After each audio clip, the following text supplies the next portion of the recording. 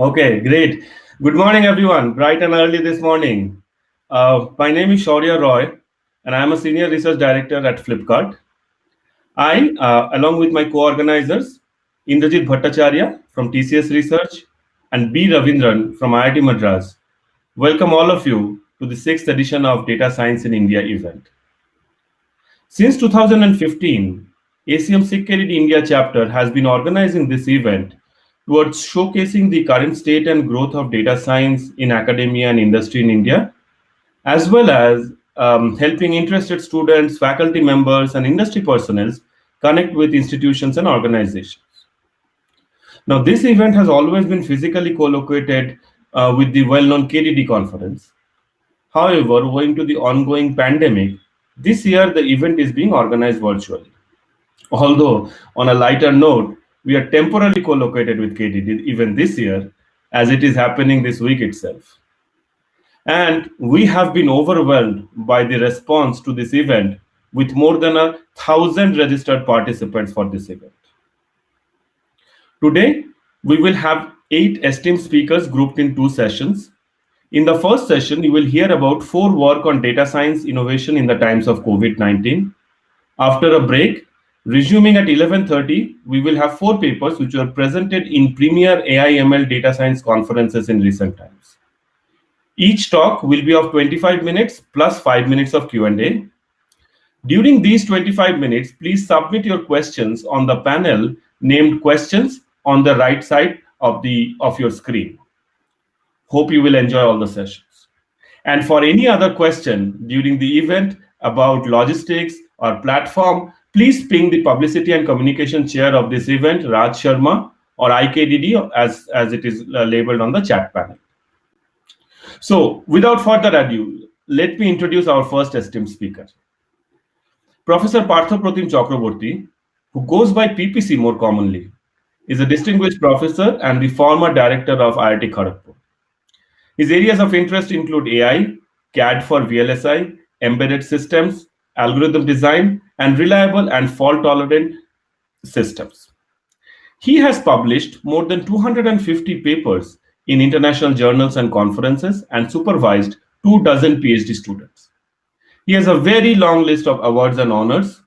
Among these, he is an honorary awardee of Shanti Swarup Bhatnagar Prize for Science and Technology, the highest science award in India for the engineering category in the year 2000. He is a fellow of Indian National Science Academy, Indian National Academy of Engineering, and Indian Academy of Sciences. So let's hear from PPC about artificial intelligence and machine learning in the times of COVID-19. Thank you. Over to you, PPC. Thank you, Shaurya. Thank you very much. It's a great pleasure for me to talk at IKDD and talk about COVID. Obviously, being the first speaker, I will give you an overview of the kind of research that is being going on in India in data science as well as AI/ML in the times of COVID. This will be an overview of the kind of research that is going on, as well as this will try to cover some of the work that is being done particularly in India, and will provide you a platform for you to connect with people and join. And subsequent talks, I guess, will be about more details on some of these topics. So let me go to my presentation.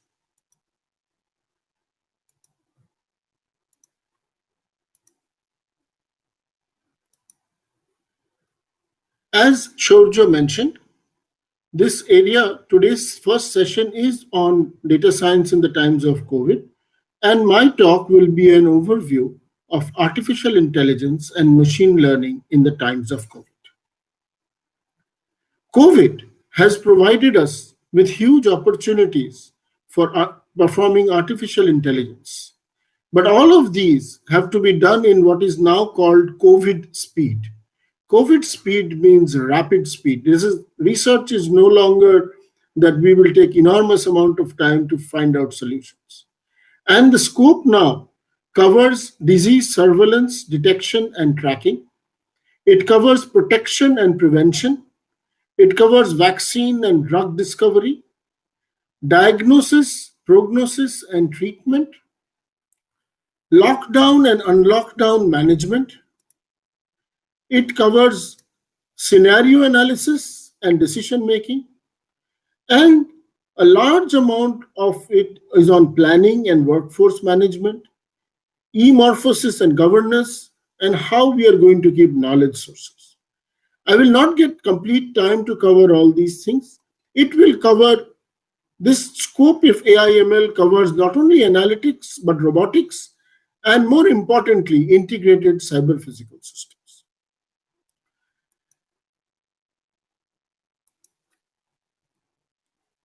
One action which DST and in which I am also a member, which is being coordinated by IIT Jodhpur and some other institutions, is a Rakshak project, which tries to build a platform for COVID in the current scenario. Rapid development platform where we develop technologies. It acts as a focal point for nodal AI technology infrastructure and a consortium mode proposal led by IIT Jodhpur. And this is under a larger scope of technology innovation hubs of the NM-ICPS project of the DST. And this, I am trying to provide you with this information so that all of us can start participating and contributing to this high impact project, which requires huge amount of AI/ML activities to be done at rapid speed for India. One of the most important things of COVID is the screening funnel. And the screening funnel for rapid screening, the screening funnel consists of several approaches, from temperature analysis, cough analysis, rapid test before we go to the PCR. And therefore, there are several new technologies which are using AI/ML, which are being deployed, developed in India to solve this problem. At the first stage, where we want to do spirometry for cough analysis, there is a work going on at IIT Kharagpur where smartphone-based spirometry, which will train deep learning models, calibrate them using doctors and others, and validate them and deploy them. This is a simple method, but once we are able to collect data, this will provide a first step for a rapid analysis of detection based on cough. Another very interesting project which is working currently also under the Rakshak project is Koswara, which is another cough-based analyzer, which also detects not only on cough sounds, but also on speech and several other sounds. This work has started where the data collection stage has already and the analytics stage has started, and the diagnostics tools, which is going to be used both with decision trees as well as SVMs and several other deep learning methods as and when we get more and more data, is going to be deployed very soon in our system. So this is one of the projects, which is also a very interesting project, which is being carried out at IISc Bangalore. If we integrate and look at this respiratory health monitoring, which is the most fundamental part of COVID, then there are several steps. The first step, as I just mentioned, is the option of baseline sound data, which both Koswara as well as the spirometry work tries to do. The second step is an instrumentation where the face mask is redesigned and instrumented with more information, which can be used for deeper detection and collection of data. So this, a 3D printed version of this, you can see a 3D printed version of this IoT-enabled respirator face mask, which will be able to collect much more data, and it will be a much better and more accurate version than the pure sound analysis. The third step is about a chest motion data. Here, another data collection unit is being developed where chest motion, which is another detection mechanism for identifying how COVID affects a human being, is going to work. And finally is the ventilation type of mechanism. So here again, a huge amount of data collection is being done. And here deep learning neural networks, especially convolution neural networks, will be used, and from the patient cloud data, it will be put onto the mobile device, from where any of these techniques, graded techniques, can be deployed. Now we come to the X-rays or the imaging. So deep learning based X-ray imaging, whether it's a chest CT or a pure X-ray, is a very, very important mechanism for early detection of not only COVID, but also the stage of COVID. And here, people have already started using the convolution neural networks along with the fully connected neural network layer and are able to detect it very easily. In India, under the Rakshak project, IIT Jodhpur, Dr. Richa Singh, Mayank Vatsa, and Dr. Shantanu Chaudhary, along with Anjali Agarwal and Arjun Kalyanpur, have already started working on X-rays. They have started the data collection.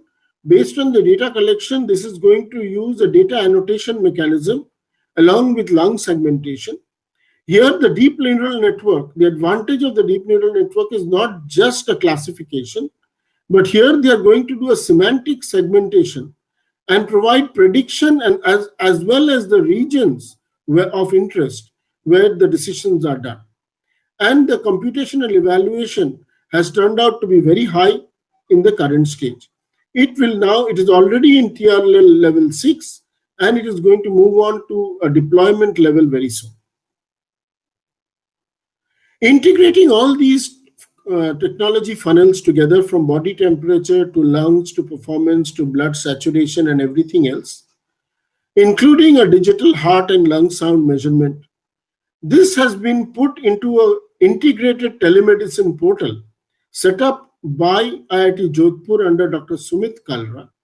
And here, this will not only provide the data, it also has doctors who are annotating, reporting, and integrating this. And already more than 250 patients have visited it. In addition to this, this model will now add on with the X-ray based imaging that was shown earlier, along with the acoustic features that were shown earlier, and a decision tree based analyzer which has got explanation generation is now on the works. The second very important thing in use of AI ML is contact tracing. And we all know that the mechanism of contact tracing is, and many of you who are using maybe the current Arogya Setu app know that if A is a person as shown in this figure, moves into a train and goes into a work and meets all these people, and they are within a certain proximity level, then if this person is COVID positive, then these people have to be automatically detected and self-isolated. We know in India that we have the Arogya Setu app, and many of us are using it. But for campuses, offices, and others which are closed units, a new technology called the Go Corona Go app has been developed at Indian Institute of Science, Bangalore. It has got, in addition to the other things that is there in Arogya Setu, a proximity score update, an isolation score update, a proximity, and various other features which are there. This Go Corona Go app, developed by Dr. Simhan and Rambha at IISc Bangalore, is mainly meant for campuses and is being used at IIT Jodhpur. It uses a similar Bluetooth technology to collect data, but it has got much more detailed information and reporting, because all members who are affiliated to that institution and physically stay in that institution are going to report, and this will contain many other types of information which are going to be integrated along with it. This is something which is now going under massive deployment, and the data from this will be very, very useful for carrying out data science and AI research.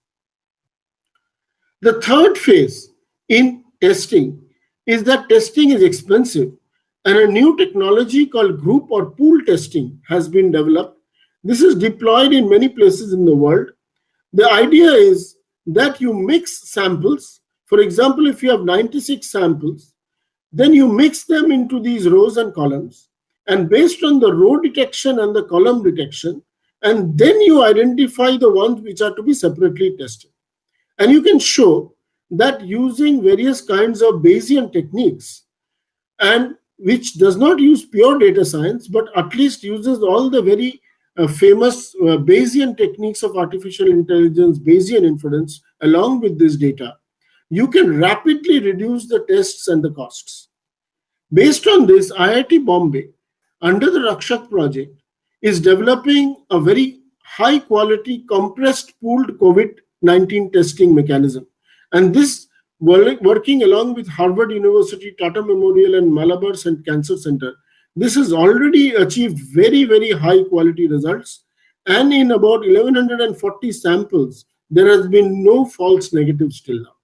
And I think that this is another source whose data will enable a lot of us to provide, to get a huge scope for data sciences. And this is another very interesting technology. Now, the fourth part of testing is cyber physical point of care systems. We have to go for a testing to a particular place and then get it tested in a machine. Now, this is very difficult because in villages and rural areas. So IIT Kharagpur under Professor Shravan Chakrabarty and all have developed a new box by which you can actually take it right to the point of care system in villages and carry out the testing there. And all you need is a mobile phone which is connected to this device. Based on past data, huge amount of learning has been taken place, and this deep learning mechanism, based on that, the output is loaded onto an Android app, and then the decision making is done. This is a very, very low cost, very effective technology, which is now ready for deployment. All of us need to work together to prepare data sets and other pieces of information. Therefore, IIT Kharagpur and the Rakshak project and the TIH are all working together to build a platform for contribute, build, educate, and share. And these collaborative platforms, of which one platform under Professor Devdutt Sheet at IIT Kharagpur, which is already working on radiological data, where they are working together to collect all this data, aggregate it together by various voter aggregation mechanisms, and report it. So everybody in a collaborative framework are trying to create this data set. Based on this idea, a complete data architecture for COVID, this repository is being created under the Rakshak project at IIIT Hyderabad, who is also the TIH data repository hub. And here, a collaboration with IGIB, CCMB, IIIT Hyderabad, IIT Kharagpur, and several others, along with the National Digital Library of IIT Kharagpur, are working together to create this complete data set with curation tools and will provide a data set portal. Here again, we require a participation of a lot of people to ensure that this data set is populated and used well. Scenario analysis. This sort of scenario analysis, both at IISc Bangalore, IIT Kharagpur, IIT Gandhinagar, IIT Kanpur, a lot of these COVID scenario analysis mechanisms, prediction tools are developed. One of this at IIT Kharagpur employs contact tracing, virus model translations, lockdown models, as well as a physical city model. Along with this, we now need to add generation of synthetic populations. And one major project that is being planned in the offing is to come back and get various campuses and institutions, enable this so that this, along with the contact tracing mechanism, can provide a safe mechanism for students to restart the academic campuses. And this is another project which is in the offing, and the development has already taken a good shape. Another project which is very important, which is being carried out at IIT Kharagpur, which is also under consideration in the Rakshak project, is how are you going to manage physical places anymore, markets, hospitals, and all that. So a complete app along with all the intelligence, which will enable people to ensure that they visit these physical places, whether it's a hospital or a market or any other place, including an institution or a college, including your classrooms. How are you going to do it, and what is the best way to do it is another very interesting project. I am not able to go through these in more details because of the time consideration, but I am just giving you an overview of each of these very interesting projects, which has got huge scope of AI/ML. In the next phase, there is robotics. Robotics for AI/ML is very important because of social distancing and the need for non-touch scenes. And for this, not only drones and machines have been made by various institutions. I want to highlight this young boy who has started making their own robotic sanitizers and other things in this country. And I think this is another huge scope for carrying out AI/ML activities for COVID-19 in the new normal scenario. Some activities at IIT Kharagpur include a very short, small and a frugal mechanism for detecting social distancing using cameras and geometry, which is going to be supported by videos and deep learning RNN techniques, as well as built up with an LSTM technique for predicted trajectory of people, as well as identifying whether people have worn masks or are maintaining the social distancing norms. Education has undergone a complete metamorphosis, and here a complete technologies for interactive classes, AI-powered video archives, personalized learning, and as well as proctored examinations, practice labs. And this, I think, has become a major need. Several technologies are coming up in the offing, but I think India here is another option. I have just shown something being done at IIT Kharagpur, a Deekshak project for virtual education, as well as the National Digital Library of India. But I think that there are several other platforms that need to be integrated together. Drug discovery is another very important thing. And here the basic drug repurposing techniques, where you have the drug target, you have the virus target, and you have the human target. Individual networks of this, as well as the connection, the two-way connections between all of these are being need to be pooled into a knowledge graph. And it is based on this knowledge graph that the SARS-CoV-2 targets and the predicted links of these data need to be put in. This needs to be integrated with the previously mentioned collaborative data platforms that we have talked about. And here again, in addition to the databases that are mentioned here and the technology for prediction, you have this huge literature source. And this huge literature source with all this word-to-vec encoding is another aspect. So this part of A, B, and C have to be integrated together. And this is where is a huge need, where academic institutions, research labs need to work together. Some initiatives are there, but I am not fully aware of a major initiative which needs to be taken at the national level. Finally, going to the hospital, going to a clinic, and the clinical trials at home are all going to be completely changed. And already platforms have started coming up, which will integrate, as I mentioned about the physical marketplaces.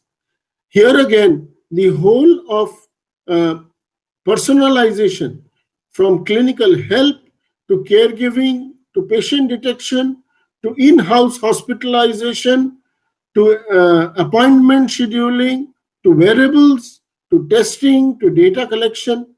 And in all this, to ensure that people are able to maintain their privacy, people are able to maintain their security while we are being able to do all this in a safe and appropriate manner is something very important. To conclude, I just gave you an overview. Almost all the AI techniques, from search to inference to probabilistic reasoning to planning, which is going to be used for all the scheduling tasks that are going to be used, to learning both the traditional learning as well as all the deep learning techniques that are in place. In addition to that, you need to embed all the robotics that we have in order to ensure that we get touch-free environments. While there are several projects being carried out, the Rakshak project is trying to assimilate all of this together. I welcome all of you to participate and contribute into this project, and believe me that the whole country needs to come together to try and develop technologies, not isolated silos, but integrate them all together. With this, I come to my end of this lecture. I'll be happy to answer any other specific questions.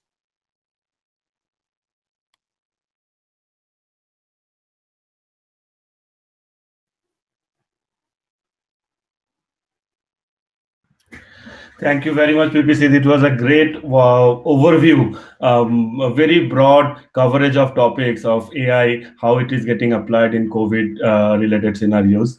And frankly, I mean, probably could not have been a better way to start off, given the whole landscape that is possible. I actually presented the landscape because the others are going to speak on specific topics. So I also wanted to do a shout out saying that, we all want to work together.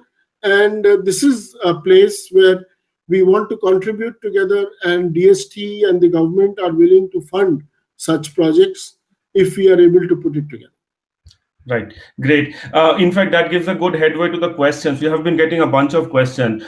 So I have tried to group them. So one is related to the contribution, what you just mentioned. For example, someone has asked, as an ML scientist and recent PhD graduate, how can we contribute to Rakshak project? Or also someone says that are any of these projects open source where interested people can freely contribute? If you could share a bit on that, how people can participate. Right. So firstly is that since there is so much interest in participation, we have a Rakshak meeting today.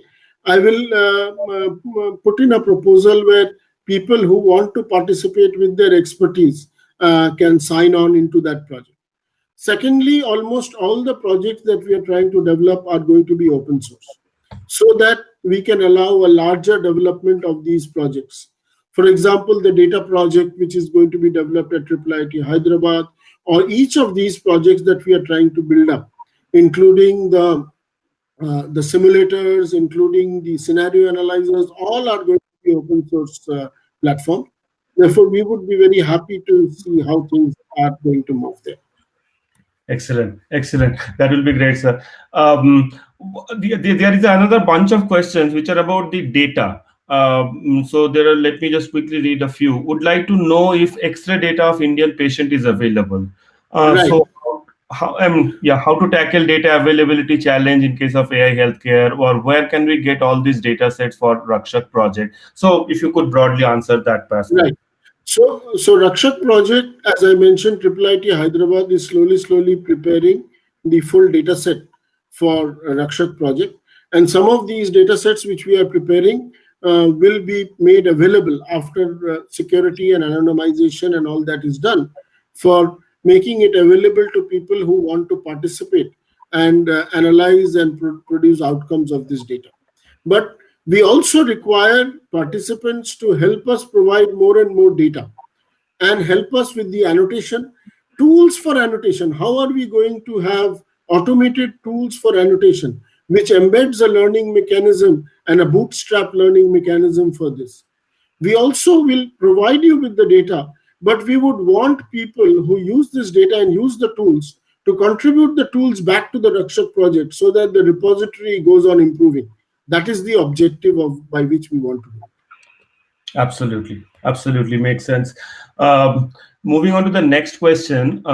Within the umbrella of healthcare, would AI/ML techniques be a supplement to doctors' decision making, or would AI be the sole decision maker, as humans are more specific and machines are more sensitive? Yes. So, the question now is depending on the level of expertise and the level of risk that a machine decision is allowed. So as we go on moving, the doctor finally is a person who is responsible for the aftermath of the decision, whereas a machine is not responsible for the aftermath of a decision. Because the doctor may have to decide on the surgery, decide on the treatment, etc., etc. So the doctor is responsible for the full chain, whereas a machine is currently responsible for only one part of the thing. So finally, because the doctor is eventually responsible for the complete outcome, we will have to depend on doctors, but we will have to interact with doctors and take them into confidence into the quality of the outcome, which means the quality of the outcome of the AI technique must now come up with the explanation which a doctor can understand. So the AI techniques have to be improved with explanation, not only an explanation in terms of how that SVM took a decision, but an explanation in terms of how a doctor will understand that explanation. So that part is very important for us to put it in the loop of the doctor. It is only then the power of these AI techniques will become very useful for the doctors and will go hand in hand. Excellent. Yes, makes perfect sense.